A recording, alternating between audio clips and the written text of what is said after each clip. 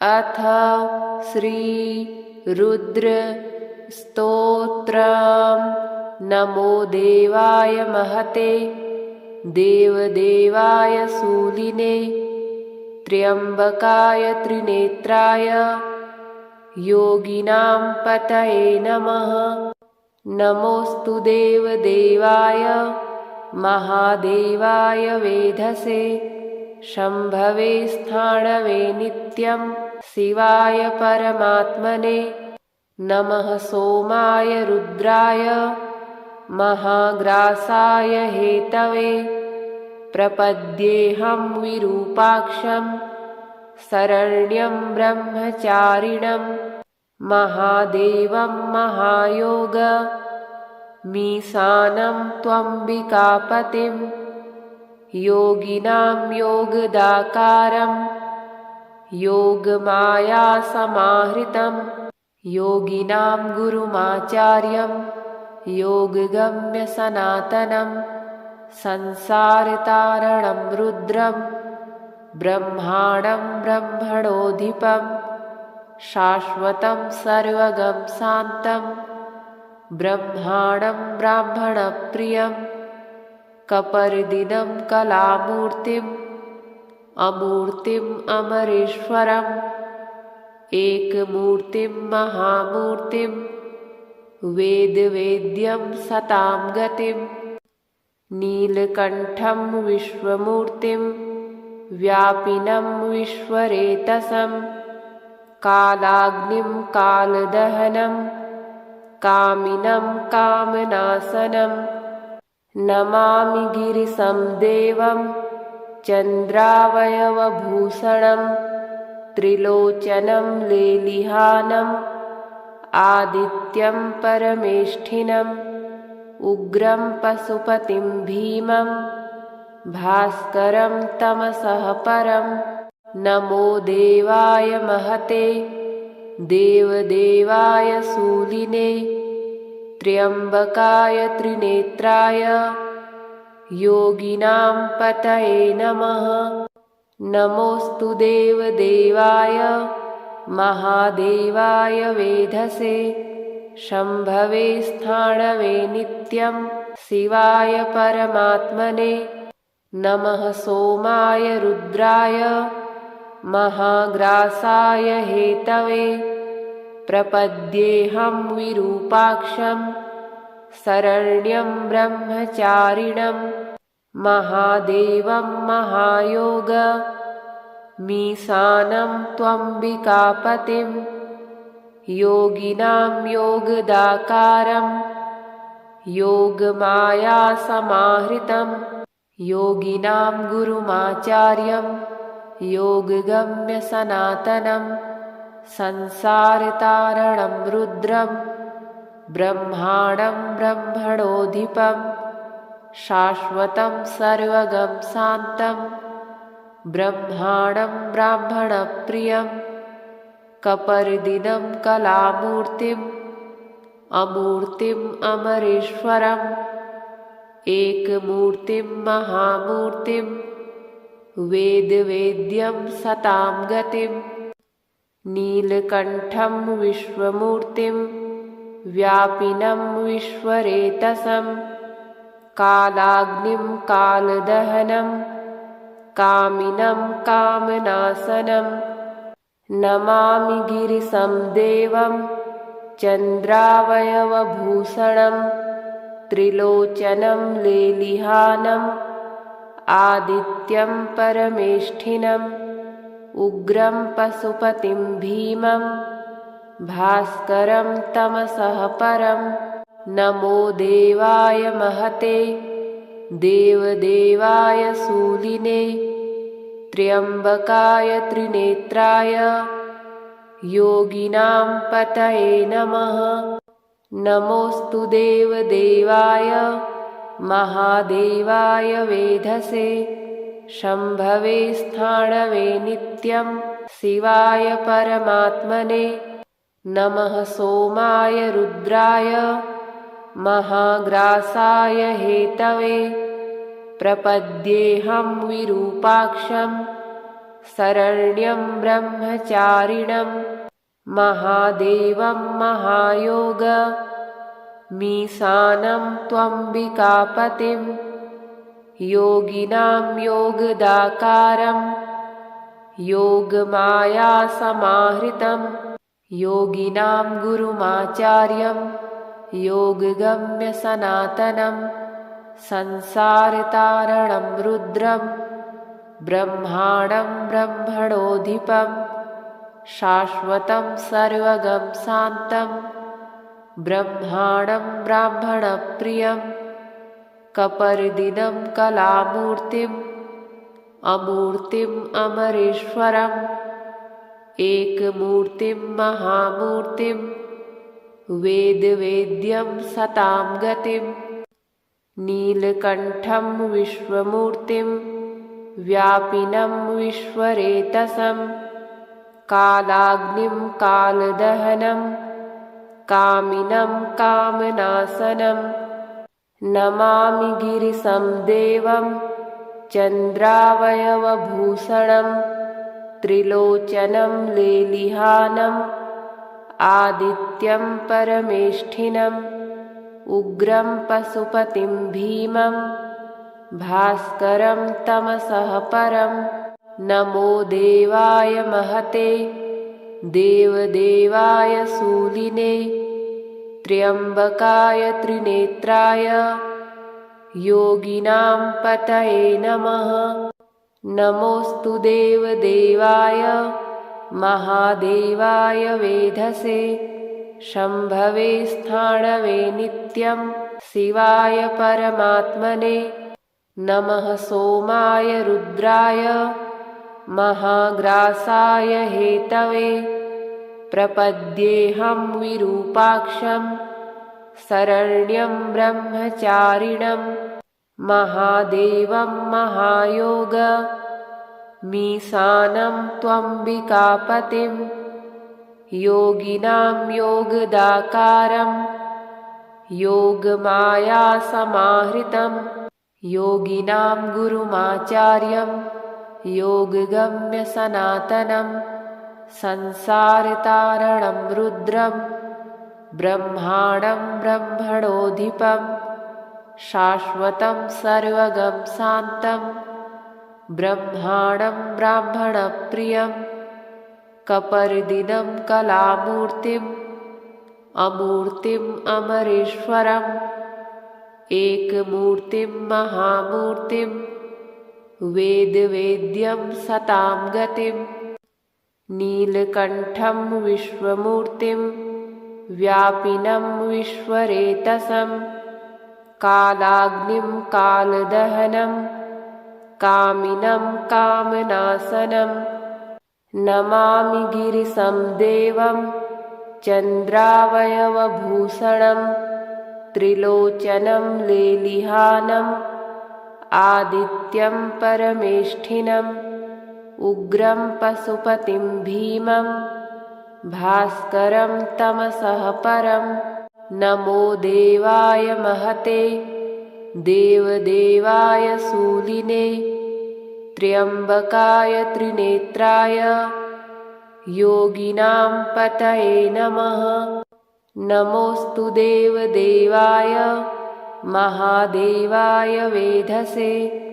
शम्भवे स्थाणवे नित्यं शिवाय परमात्मने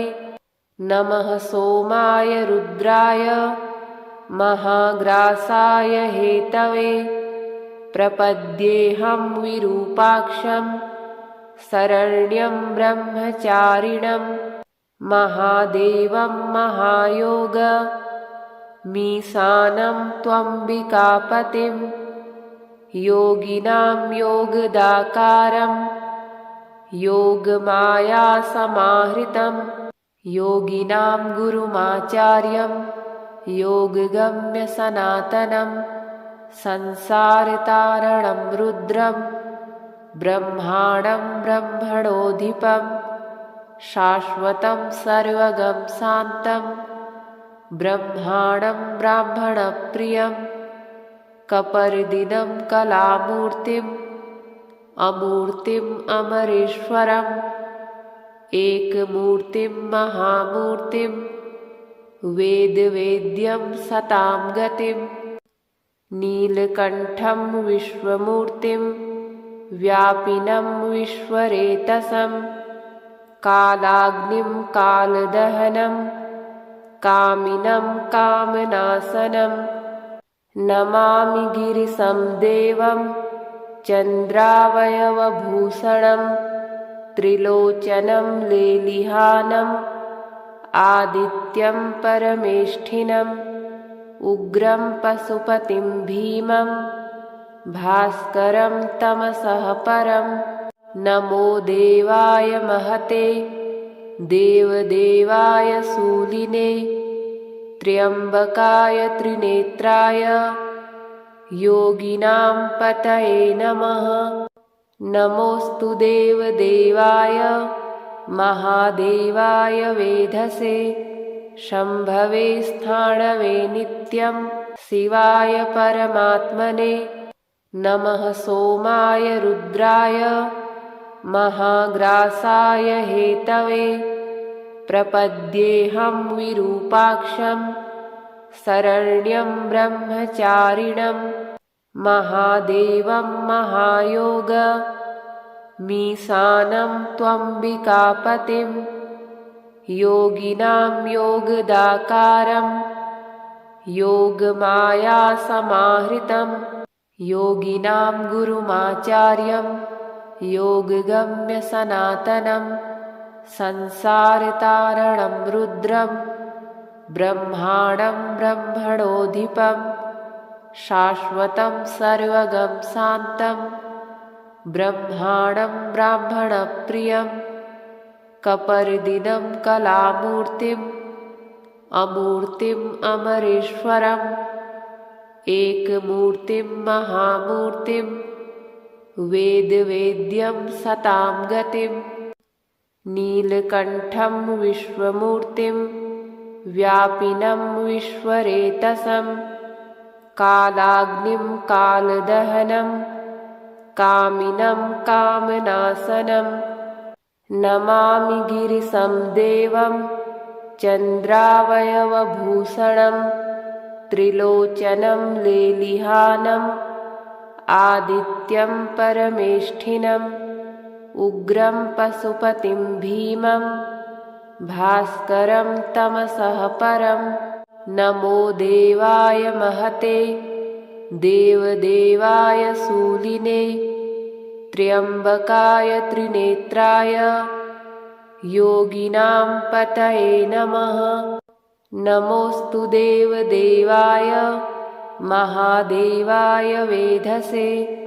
शम्भवे स्थाणवे नित्यं शिवाय परमात्मने नमः। सोमाय रुद्राय महाग्रासाय हेतवे प्रपद्येऽहं विरूपाक्षं शरण्यं ब्रह्मचारिणं महादेवं महायोग मीशानं त्वम्बिकापतिं योगिनां योगदाकारं योगमायासमाहृतं योगिनां गुरुमाचार्यं योगगम्यसनातनं संसारतारणं रुद्रं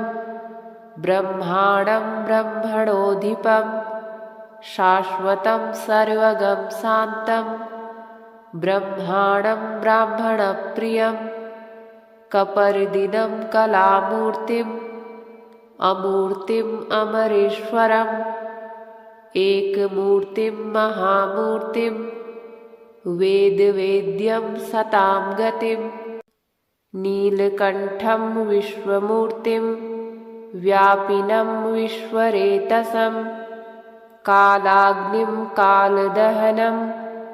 कामिनं कामनाशनं नमामि गिरिशं देवं चन्द्रावयवभूषणं त्रिलोचनं लेलिहानम् आदित्यं परमेष्ठिनम् उग्रं पशुपतिं भीमं भास्करं तमसः परं नमो देवाय महते देवदेवाय शूलिने त्र्यम्बकाय त्रिनेत्राय योगिनां पतये नमः। नमोऽस्तु देवदेवाय महादेवाय वेधसे शम्भवे स्थाणवे नित्यं शिवाय परमात्मने नमः। सोमाय रुद्राय महाग्रासाय हेतवे प्रपद्येऽहं विरूपाक्षं शरण्यं ब्रह्मचारिणं महादेवं महायोग मीशानं त्वम्बिकापतिं योगिनां योगदाकारं योगमायासमाहृतं योगिनां गुरुमाचार्यं योगगम्य सनातनं संसारतारणं रुद्रं ब्रह्माणं ब्रह्मणोऽधिपं शाश्वतं सर्वगं शान्तं ब्रह्माणं ब्राह्मणप्रियं कपर्दिनं कलामूर्तिम् अमूर्तिम् अमरेश्वरम् एकमूर्तिं महामूर्तिं वेदवेद्यं सतां गतिं नीलकण्ठं विश्वमूर्तिं व्यापिनं विश्वरेतसं कालाग्निं कालदहनं कामिनं कामनाशनं नमामि गिरिशं देवं चन्द्रावयवभूषणं त्रिलोचनं लेलिहानम् आदित्यं परमेष्ठिनम् उग्रं पशुपतिं भीमं भास्करं तमसः परं नमो देवाय महते देवदेवाय शूलिने त्र्यम्बकाय त्रिनेत्राय योगिनां पतये नमः। नमोऽस्तु देवदेवाय महादेवाय वेधसे शम्भवे स्थाणवे नित्यं शिवाय परमात्मने नमः। सोमाय रुद्राय महाग्रासाय हेतवे प्रपद्येऽहं विरूपाक्षं शरण्यं ब्रह्मचारिणं महादेवं महायोग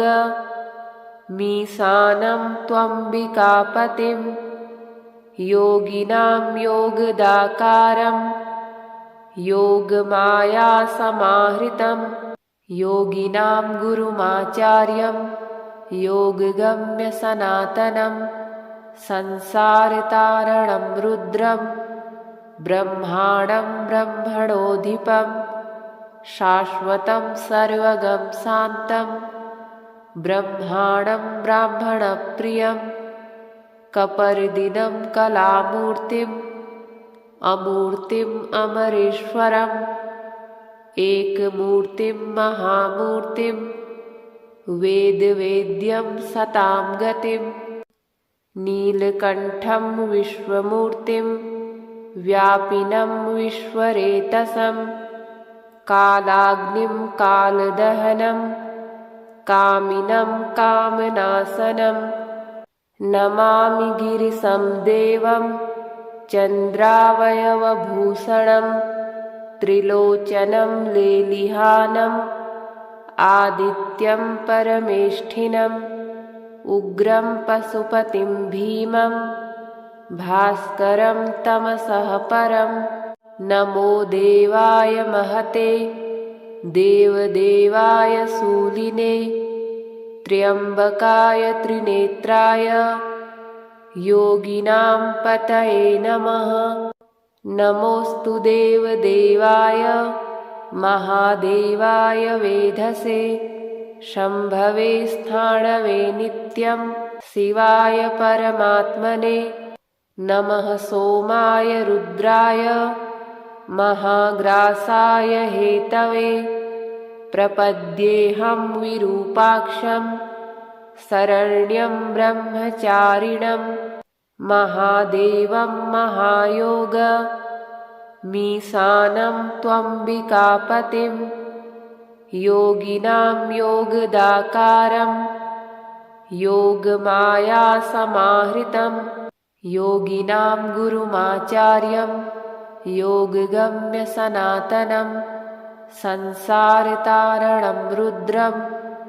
ब्रह्माणं ब्रह्मणोऽधिपं शाश्वतं सर्वगं शान्तं ब्रह्माणं ब्राह्मणप्रियं कपर्दिनं कलामूर्तिम् अमूर्तिम् अमरेश्वरम् एकमूर्तिं महामूर्तिं वेदवेद्यं सतां गतिं नीलकण्ठं विश्वमूर्तिं व्यापिनं विश्वरेतसं कालाग्निं कालदहनं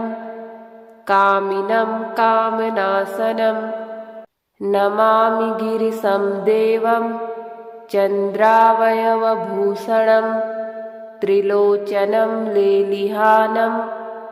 आदित्यं परमेष्ठिनम् उग्रं पशुपतिं भीमं भास्करं तमसः परं नमो देवाय महते देवदेवाय शूलिने त्र्यम्बकाय त्रिनेत्राय योगिनां पतये नमः। नमोऽस्तु देवदेवाय महादेवाय वेधसे शम्भवे स्थाणवे नित्यं